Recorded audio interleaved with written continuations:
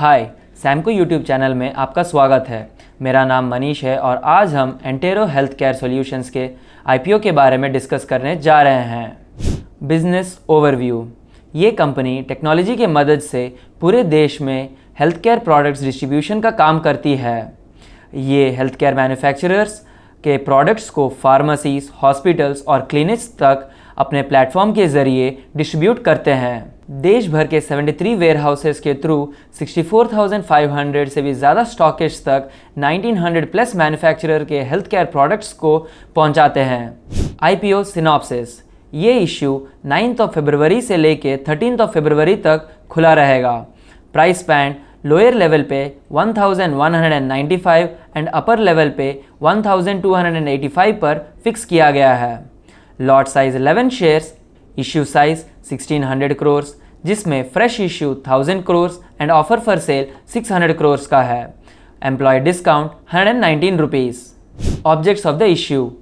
Company और इनके subsidiaries के कर्जा चुकाने के लिए around 123 crore, long term working capital requirements के लिए अराउंड 600 करोड़, नए कंपनीज को एक्वायर करने और बैलेंस जनरल कॉर्पोरेट पर्पस के लिए यूज़ करना चाहती है। कंपनी के कुछ रिस्क।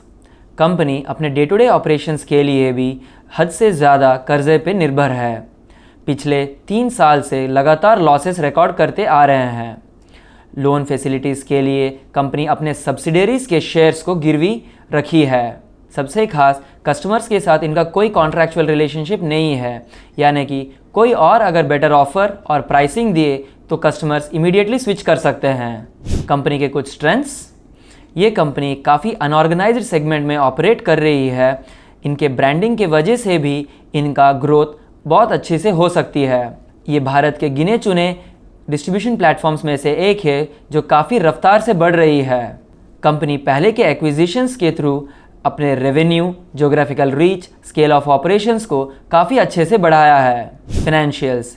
जैसे कि आप स्क्रीन में देख सकते हैं, revenue from operations financial year 23 में 3,300 crore, EBITDA 64 crore, EBITDA margin 1.94%, PAT -11 crore और रिटर्न ऑन नेटवर्थ -1.86% पे खड़ी है। कंक्लूजन।